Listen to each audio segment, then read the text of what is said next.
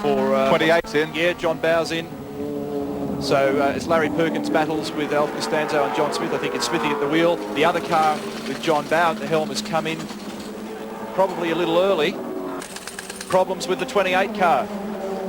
2 Shell Sierras hanging on the wall, 1 to go. I can't believe this. Johnson with a team that was running just so superbly. The puncher that he explained earlier. Then, of course, the scrubbing of the 17 car.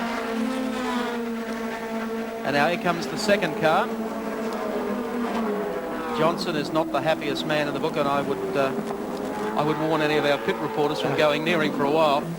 Alan Grice steps from the number 2 FAI insurance car. It was running 10th on the racetrack. And Tony Longhurst is now coming into the pits. That puts Klaus Niedzwitz and Alan Moffat's ANZ Ford Sierra up in front.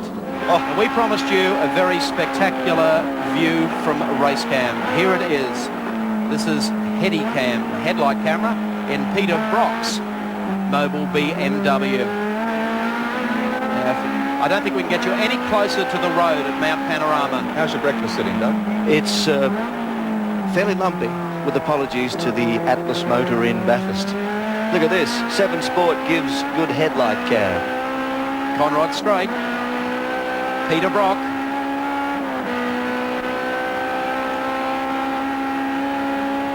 That's terrifying. And all those Peter Brock fans, and I know there are thousands upon thousands of them out there, wondering whether or not Peter Brock has even an outside chance in this race. Let me tell you, Brocky is running position number 6 on the road.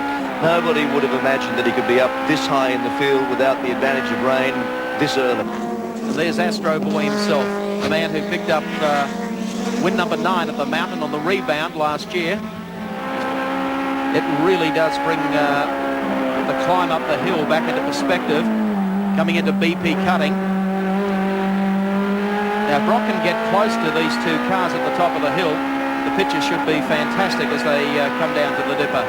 Get close to him, he's going to eat him up, Mike. Coming up on the BMW. Retaking the Commodore. This is the Murray Carter, Netcom Nissan, Sierra, I should say. Anxious moment here. See the Sierra picking up the back wheel. Now Murray waves him by. Listen to the gears. He elected not to go through the sandpit that time. That would be a terrifying ride from this angle, wouldn't it? Now 56 Peter Brock is in 6th place in the race, and the team car that Neil Crompton will be taking over from David Parsons, that's number 57, is 11th on the road. So they're still in this race with a big chance. The 45 car, driver change, Armin Hana. And just behind them is Larry Perkins, who has come in for his pit stop at the same time. So Armin Hana slams the door, and that of course puts Robbie Francevic in, and the race leader is in, Klaus Niedzwitz, pit bay number 1. Alan Moffat steps into the car. Oh, it's busy down there now. Perkins in, a driver change there as well. Robbie Francevic in the 45 car is out, back on the track. Look at this. Look at the front end of Moffat's car. We're getting a lot of smoke out of that front brake region. And the 45 car has already gone back out on the racetrack. And Alan Moffat now in the number 9 car. 45 will rejoin the race, 2nd position. Yes, top of the mountains provided plenty of action. Here's some more of it captured by the replay. A little Suzuki. Well, even a Toyota, it's close. Toyota, is it? Oh, what a feeling.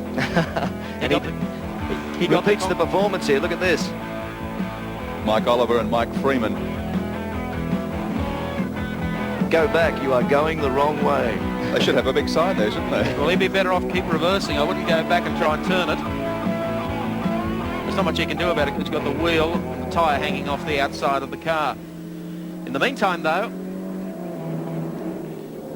the number 9 ANZ Sierra comes down Conrod straight towards Caltex Chase, and the man who led the race up until the pit stop is Klaus Niedzwitz, and with him, Johnny Brady. Thanks very much, Mike. Klaus really going sensationally well up there. How's the car feeling?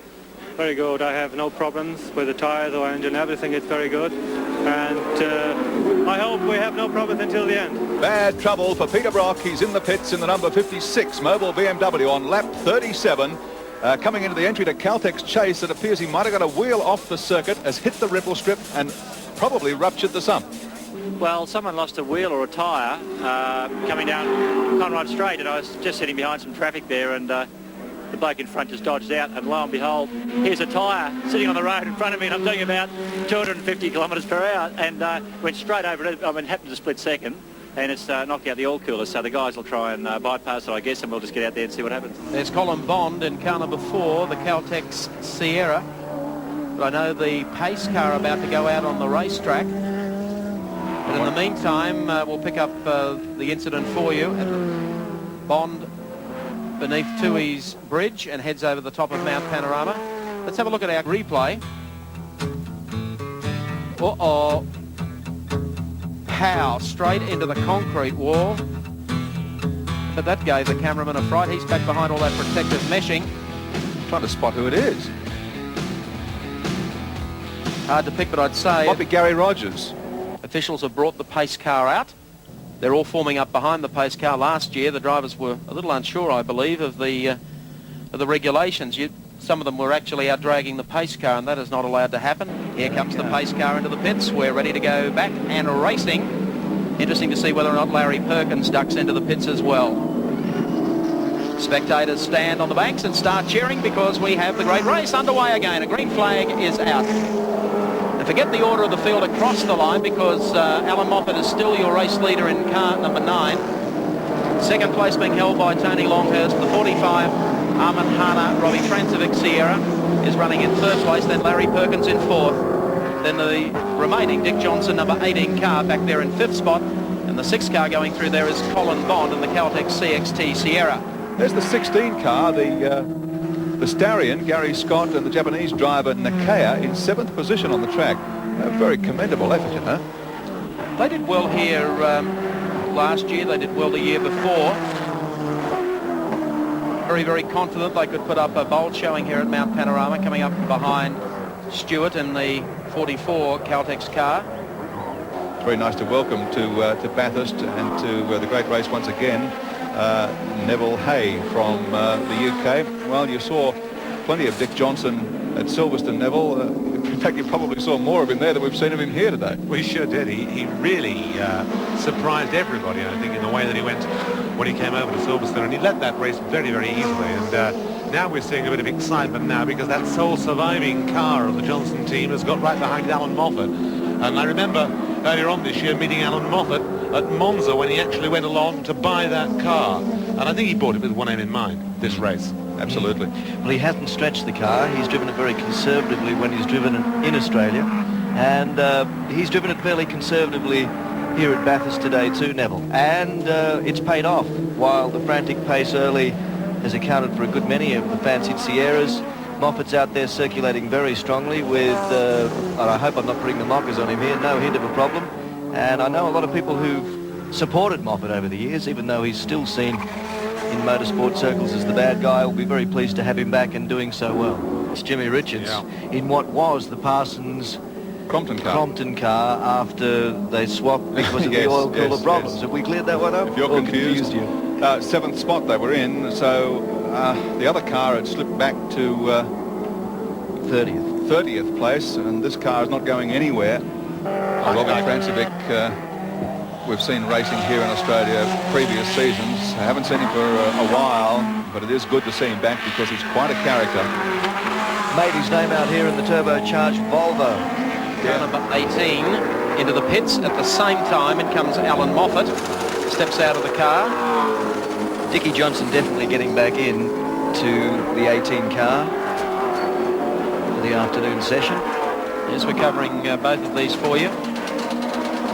There's Dick back at the wheel. Their 3rd car, the surviving car, being helped to strap into the car. Also in the pits at the moment, there's Alan Jones, Australia's former Formula 1 king. Oh, and they've got a few problems here. Oh, No, that's not bleeding the brakes. That is a monster fuel leak. Now, we saw this earlier with some of the Sierras in the warm-up lap. You'll remember they were having fuel spill problems, but this is more than just a spill. This is a dead set leak. They must have punctured the tank there. It looks as if the breather on the tank, they've had a problem with the valve and they've overfilled it. It's coming out through the breather.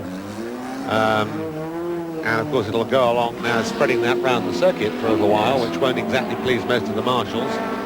Oh, there's our car. There's our 10th place car. And he's into the wall. Ray Lintott, who just taken over the Everlast car, and it certainly won't. It's the old story of going out on new tires and going too quickly too soon. Before they heat up. Yep.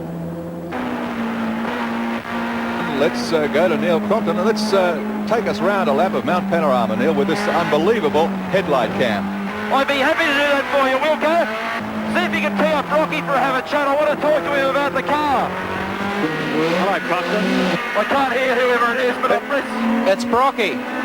Rocky? Yeah. G'day, buddy. How are you? Very good, Crompton. Mate, this car's sensational. Where's it been all weekend? Now, you weren't quite close enough to that curb there. Go here. 8-3 along here in 4th. No, I got to 5th, Rocky. Oh, come on. No, I think this must be 2nd. I don't know. It is 2nd. Feels right. If it feels right, do it. Yep. Up the 3rd gear down here. Okay, let it drift in here, just on the trailing throttle, on with the brakes, in close, sees the apex now. Yeah, good. You're not doing too bad there, Crompton, actually. I'm impressed. Brocky, Doug Mulray, mate. Oh, Doug Mulray, one of the aficionados of motorsport. Mate, I think you're being kind. I've been watching Crompton. I reckon he still thinks Apex is a club. I can't concentrate. And Mulray, of course, now being the proud possessor of a CAMS licence. How'd you get it, Doug? Graft and corruption, Brocky, like I get everything else. We shouldn't be talking with poor old Crompton here. I'm going to hop back in this car very soon. And Crompton, I've got to tell you, I need my helmet back. I don't know what you guys are doing, but I bet it's not to my advantage. Thanks, mate. Uncle Doug. Crompton's giving me a bad reputation out there, I think. So Hana in car number 45 has now moved to 2nd on the road. Tony Longhurst is 3rd. And Larry Perkins is 4th, and not that far behind Tony Longhurst. There's Tom Millard. I think he's going to get into this number 10 car shortly, next time it comes back in. This is the car that's leading the class 1600 up to 2500 cc's. That's the category, of course, which encompasses the Peter Brock BMWs. This 53 BMW is driven by Trevor Crow and Peter Jansen. He's always got to get on the act, hasn't he? Yep. Now, he is a real once-a-year racer and somehow manages to flum a drive at Bathurst. I think it's the old captain.